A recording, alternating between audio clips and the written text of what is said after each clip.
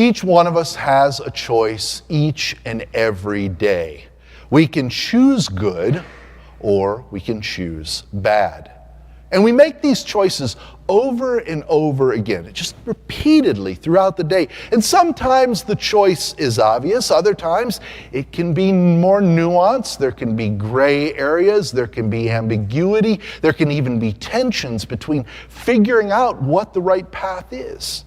On the one hand, choices like cheating, lying, doing something bad or deceptive seem completely obvious. We know better, and we don't or shouldn't do those things. They aren't appropriate whether our moral compass is based on the life lessons we learned on Sesame Street, or whether it's based in our Judeo-Christian tradition, or something else. Common decency means people aren't supposed to cheat, lie, or do deceptive things.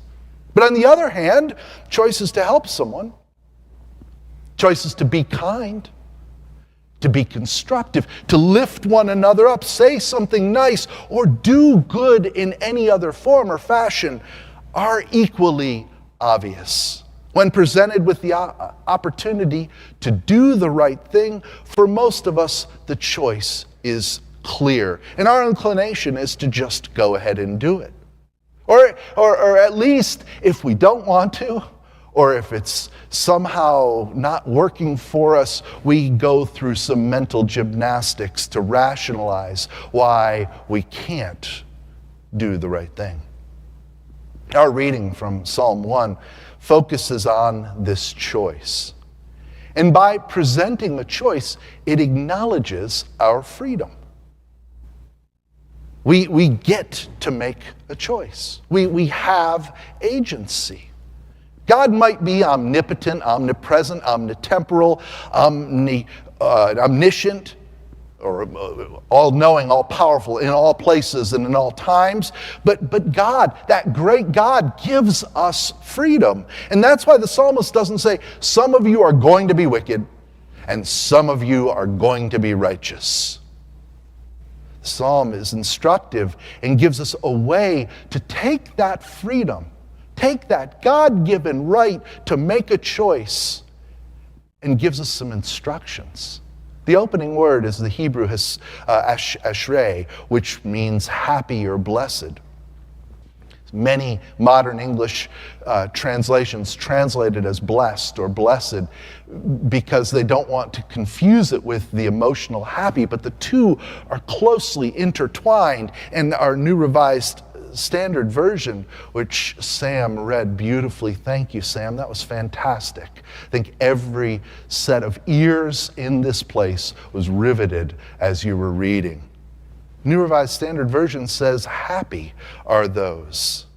And of the 42 times that this word occurs in the Hebrew Bible, the Old Testament, most are here in the Psalms. The theology of this book of songs in the Bible is about finding and experiencing that blessed life.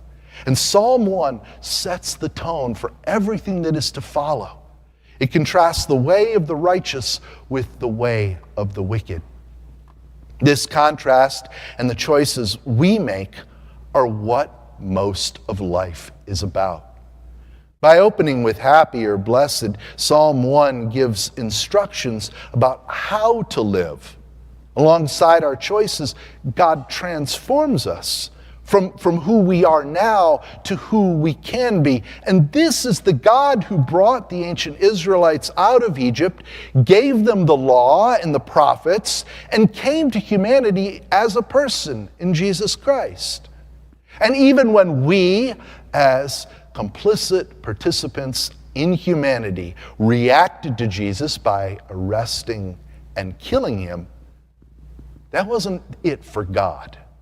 God overcame the power of death and declared life everlasting for humanity. This is the God who invites us into participation and says, you get to be a part of it. You get to have a choice. And each day we decide who we want to be. And we make that choice over and over again in every interaction, in every little thing we do. In Psalm 1, We find this beatitude about living as righteous instead of living badly. The righteous don't follow the advice of the wicked.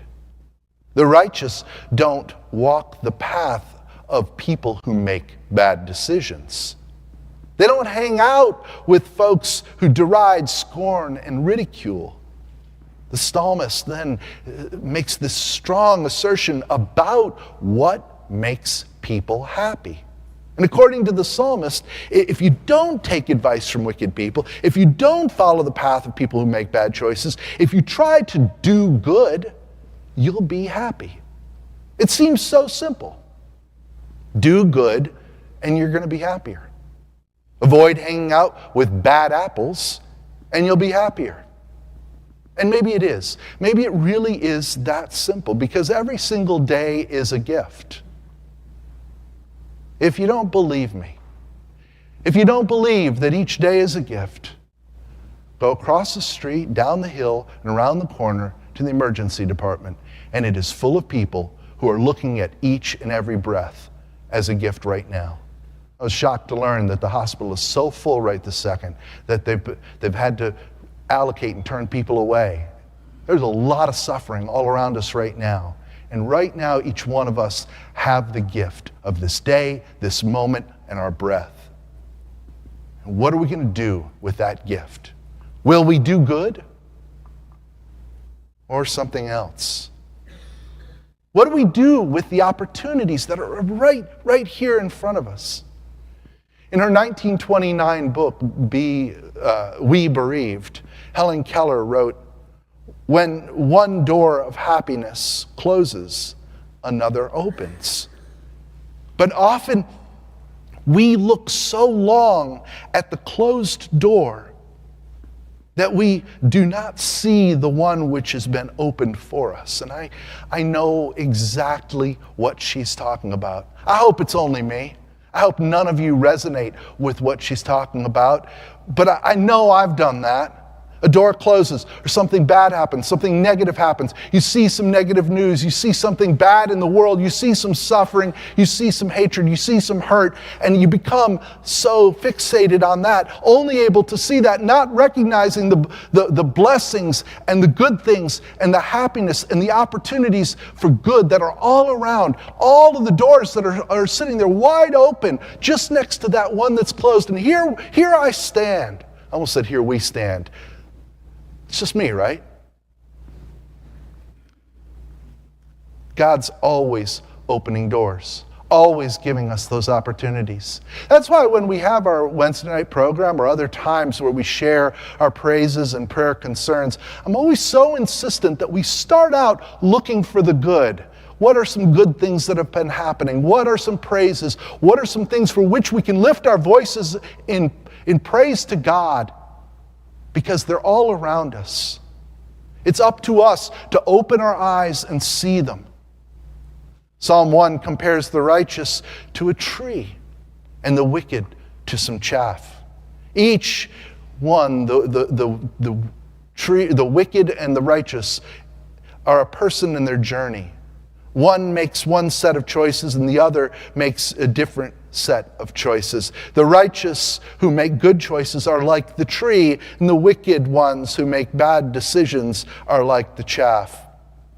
Arthur Walker Jones writes, "The mention of chaff is brief, reflecting the transience of the life of the wicked, in contrast to the deeply rooted and productive just person. The wicked are like chaff that the wind drives away." When we think about this psalm as an approach to the choices we make each day, we can see how it sets up the rest of the psalms. The first psalm is a prelude to the rest of the book. And various psalms, as we go forward into the 150 chapters, offer words of guidance, encouragement, reproach, or praise. And this depth of theology can get lost in the poetry, because the Psalms are also incredibly beautiful. We so easily focus on those beautiful words, like in the 119th Psalm, thy word is a lamp unto my feet, or the 23rd, the Lord is my shepherd. Yet, throughout the beauty of the Psalter, we find profound advice for living each day. This psalm is this all-embracing presentation of how to find a rich, abundant, and happy life. Now, in this sense, happiness isn't limited to something like Pharrell Williams' song, Happy, or if you prefer, Bobby McFerrin's Don't Worry, Be Happy. But both Pharrell Williams and Bobby McFerrin catch part of what the psalmist is talking about. We don't eliminate that joy of some of these pop songs and that idea of happiness and smiling.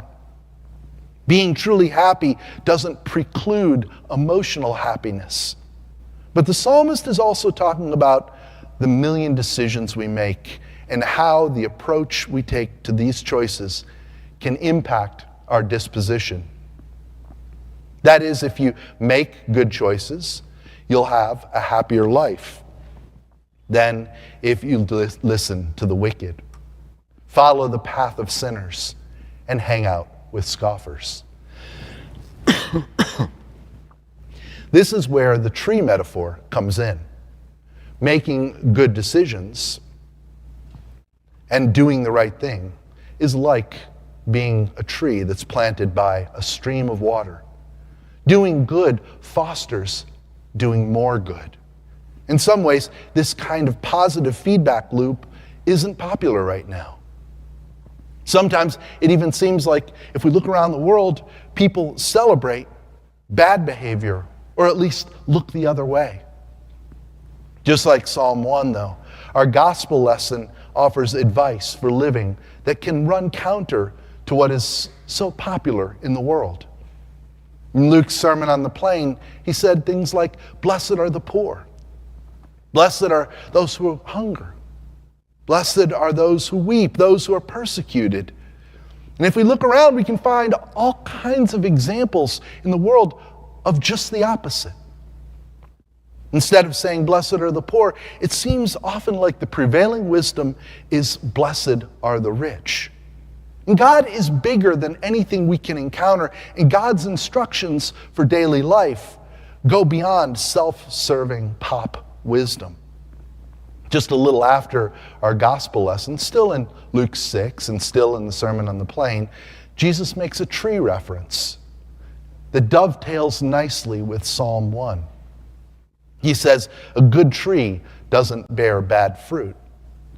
In this positive feedback loop of making good decisions in Psalm 1, we bear good fruit and exhibit the life Jesus described in Luke. Avoiding the advice of the wicked and following God means bearing good fruit for others. And we can then join this divine positive feedback loop. With so much talk about our freedom and our agency and the decisions we make, it would be easy to think that we're doing something to create this divine relationship, that we're somehow prompting God. But that's not something we can do. This relationship with the divine isn't something we can earn. What we have is an invitation. We have an invitation to participate. And we use our freedom to make a choice to accept this invitation. What choice are you going to make today?